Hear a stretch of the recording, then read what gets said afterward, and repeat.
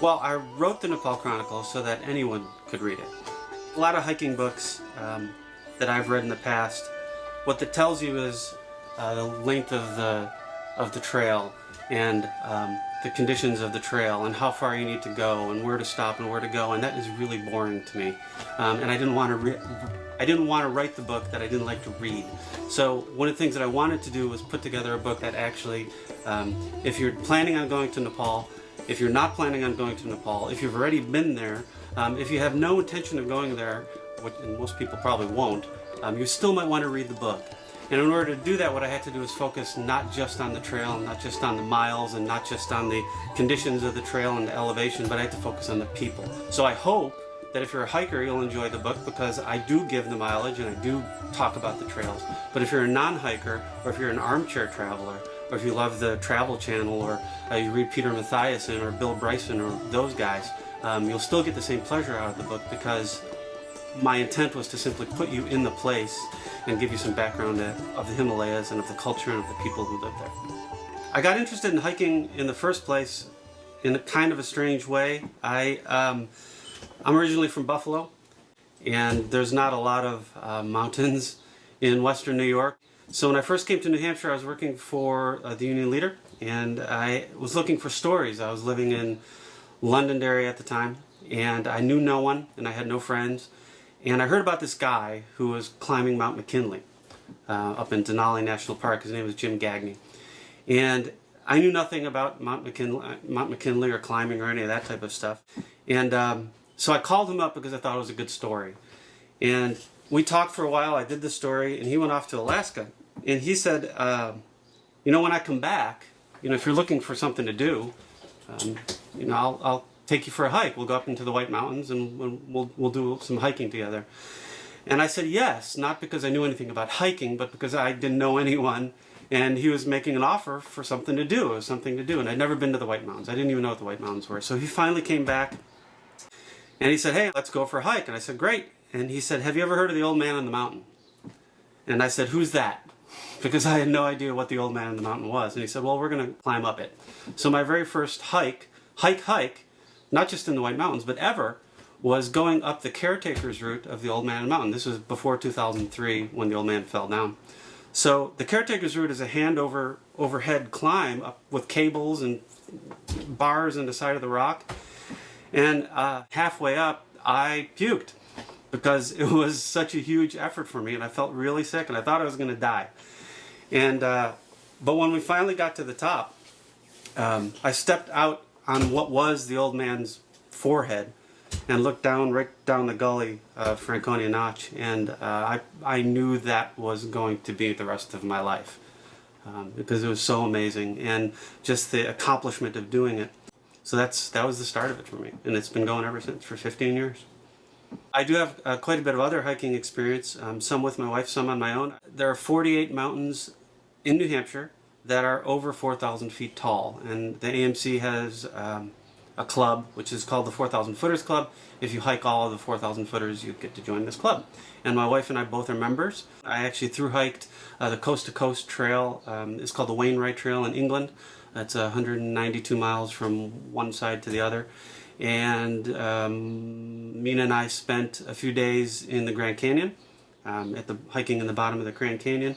So together we've scaled about a dozen of the high points in the United States, including Humphreys Peak and most of the Appalachian Trail in New Hampshire.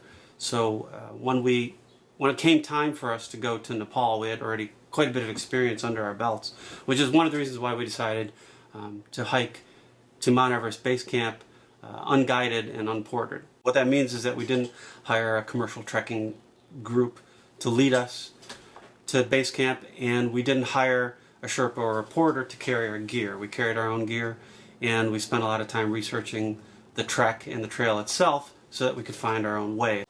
We're very familiar, Mina and I, with the White Mountains, and the White Mountain trails are notoriously steep and rooty and rocky. They're very difficult trails. They're not high, but they're very difficult. So we did a lot of training in the White Mountains just to build our strength up. But the important thing was the altitude. The difficult part of the Himalayas is not the trails themselves. The trails are like super highways, and they're very shallow, they're very clean, and they're very not rooty and rocky. But they're high. You know, when you fly into Lukla, you fly into about 9,000 feet, which is, you're already 3,000 feet higher than anything in New England. So we did a lot of cardio training in the year leading up to it. We did a lot of races. We did a lot of running to build our lung capacity. And we also gave ourselves a lot of time. If we were with a commercial trekking group typically averages 9 days, maybe 10 days. You have to go in and to go out. We gave ourselves 17 days. So we were actually able, because we were able to take our time, and because we had trained in cardio a great deal for the year prior to the event, we were able to actually train pretty well. So, well, there are risks. There's risks involved in any sort of hiking that are the obvious ones, like spraining an ankle or falling and hurting yourself. At altitude in the Himalayas, the main risk is acute mountain sickness, which is oxygen deprivation to your brain, and that comes at you sometimes without warning.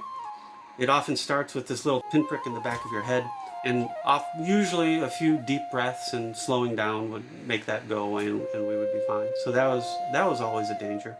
Otherwise, not a lot. You don't want to be pushed off of a bridge by a yak. There's always that. I found, as a writer, as a travel writer, the biggest danger for me, and this might sound funny, was romanticizing Nepal and romanticizing the Himalayas. And it's really easy to do. You're out there, and the people are so kind, and it's such extraordinary beauty. What I have to remember is that a lot of the people up in the Himalayas are living in extreme poverty, or at least what we would consider extreme poverty, not necessarily unhappy. But if any of them had the opportunity to jump out of McMansion in the suburbs of Boston, would they? You bet that they would. So my job, I felt, to bring this place to the reader was not to make it a utopia or a nirvana, but to bring out the real culture and the real people and the real human experience, not that from my point of view, but what they were experiencing.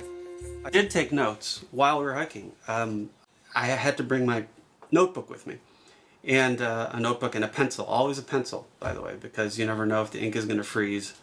The pens are notoriously unpredictable when you're out traveling. So I had several pencils with me, and every evening what I tried to do was take copious notes.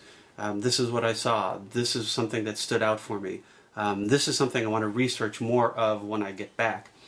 We also had a lot of photography equipment. I had a camera, a small camera. My wife had a small camera, and we had a large, good camera.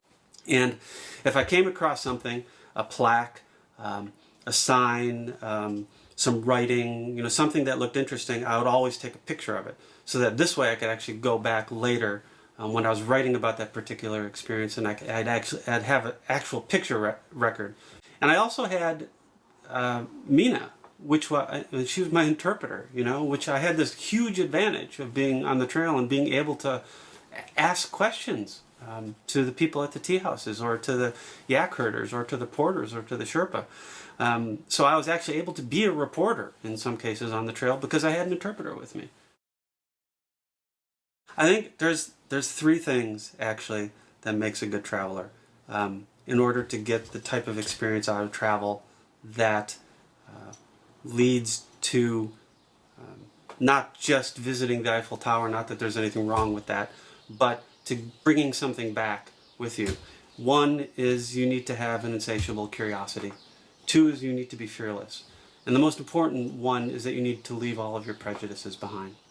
And if you can do those three things, you're going to get much more out of travel than a tourist experience. There's nothing wrong with visiting the Eiffel Tower, or visiting Big Ben, or visiting the Liberty Bell. And in fact, if you go to those places, you should visit them. But if you want to learn about the people and the culture and the food, and if you want to get underneath everything that's presented on the surface, you need to go in with no prejudices. And if you do that, you can come back with a lot more than what you went in with.